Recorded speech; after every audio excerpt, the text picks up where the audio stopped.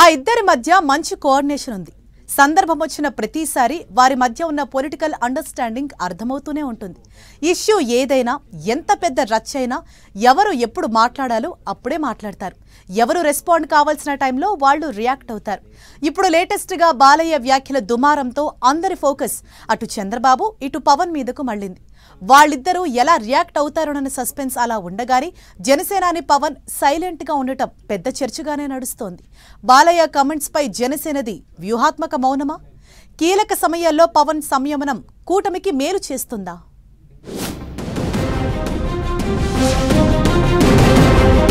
కీలక సమయాల్లో జనసేన వ్యూహాత్మక మౌనం. ఆచితూచి మరీ స్పందిస్తున్న పవన్ కళ్యాణ్. కాంట్రవర్సీ ఇష్యూల్లో తలదూర్చకుండా జనసేన సైలెంట్. బాబు పవన్ మధ్య కోఆర్డినేషన్తో ముందు జాగ్రత్త. బాలయ్య వ్యాఖ్యల దుమారంపై రియాక్ట్ కాని పవన్. నాగబాబు కూడా బాలయ్య కామెంట్స్ పై స్పందించనిది అందుకేనా? ఏపీ పాలిటిక్స్ అంటేనే హై వోల్టేజ్ హీట్. ఏ చిన్న మ్యాటర్ అయినా అధికార విపక్షాలు పోటీ పడి మరీ అస్త్రంగా మలుచుకునే ప్రయత్నం చేస్తుంటాయి. ఇప్పుడు అలాంటిదే ఓ ఇష్యూ వైసీపీకి చాలా అడ్వాంటేజ్ గా మారిందన్న టాక్ వినిపిస్తోంది. TDP MLA Nandamuri Balakrishna AP అసెంబ్లీలో మెగాస్టార్ చిరంజీవిని ఉద్దేశించి చేసిన వ్యాఖ్యలు దుమారం రేపుతున్నాయి. వైసీపీ వీటిని అస్త్రంగా చేసుకుని కూటమి ప్రభుత్వంపై దాడికి దిగుతోంది. జగన్ చిరును ఇన్సల్ట్ చేశారన్నట్లుగా బాలయ్య మాట్లాడితే తనను సాదరంగా ఆహ్వానించి మర్యాద ఇచ్చారని మెగాస్టార్ చెబుతున్నారు. దీంతో అప్పుడు కూటమి నేతలు, పవన్, పలువురు సినీ ప్రముఖులు చేసిన ఆరోపణలకు ఇప్పుడేం సమాధానం చెబుతారని ప్రశ్నిస్తోంది వైసీపీ. మెగా ఫ్యాన్స్ బాలకృష్ణ తీరు తీవ్రంగా తప్పుబడుతూ సోషల్ మీడియాలో పోస్టులు పెడుతున్నారు. అయితే ఈ మొత్తం ఎపిసోడ్లో పవన్ కళ్యాణ్, ఇటీవల ఎమ్మెల్సీ అయిన మెగా బ్రదర్ నాగబాబు ఇద్దరూ స్పందించకపోవడం పెద్ద విషయంగా మారింది. అయితే కూటమిలో భాగంగా ఉన్న పవన్ ఏ ఇష్యూలో తొందరపడి రియాక్ట్ కావడం లేదు.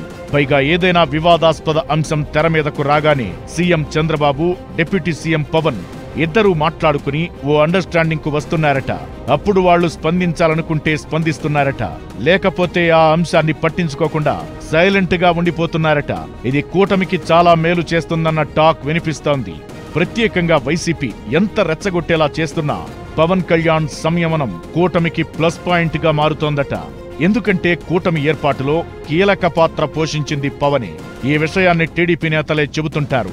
బీజేపీ పెద్దలను ఒప్పించి మెప్పించి కూటమిని ఫామ్ చేసి తలపడి నిలబడి ఎన్నికల్లో గెలిచి చూపించారు పవన్. దీంతో ఆయన్ను కూటమికి దూరం చేస్తే తిరిగి తాము అధికారంలోకి రావడం ఈజీ అవుతుందని వైసీపీ లెక్కలు వేసుకోవడంలో తప్పులేదు. కానీ వైసీపీ ట్రాప్ లో పవన్ పడకపోవడమే కీలకమైన విషయం. చివరకు తన అన్నయ్యను వివాదంలోకి లాగి బాలయ్య కామెంట్స్ చేసినా పవన్ స్ట్రాటజిక్ గా సైలెంట్ గా ఉన్నారన్న టాక్ వినిపిస్తోంది. అయితే తన సోదరులను ఎవరైనా ఏమైనా అంటే ఒంటికాలిపై లేచే నాగబాబు కూడా బాలయ్య ఇష్యూలో సైలెంట్ గా ఉన్నారు. తన సోదరులను ఎవరైనా ఏమైనా అంటే అయితే డైరెక్ట్ గానో లేకపోతే సోషల్ మీడియాలో ఇండైరెక్ట్ గానో రియాక్ట్ అవుతుంటారు నాగబాబు. గత ఎన్నికల ముందు తమ కుటుంబ సభ్యుడైన అల్లు అర్జున్ వైసీపీ ఎమ్మెల్యే అభ్యర్థికి మద్దతివ్వడాన్ని సోషల్ మీడియా పోస్ట్తో ఏకిపారేశారు.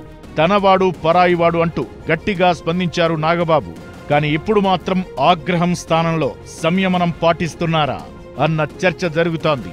గతంలో ఓ ఇంటర్వ్యూలో బాలకృష్ణ ఎవరు అన్నట్లుగా నాగబాబు మాట్లాడిన సందర్భాలు ఉన్నాయి. అయితే ఇప్పుడు బాలయ్య కామెంట్స్ పై నాగబాబు స్పందించకపోవడానికి చాలా రీజన్స్ ఉన్నాయన్న టాక్ వినిపిస్తోంది.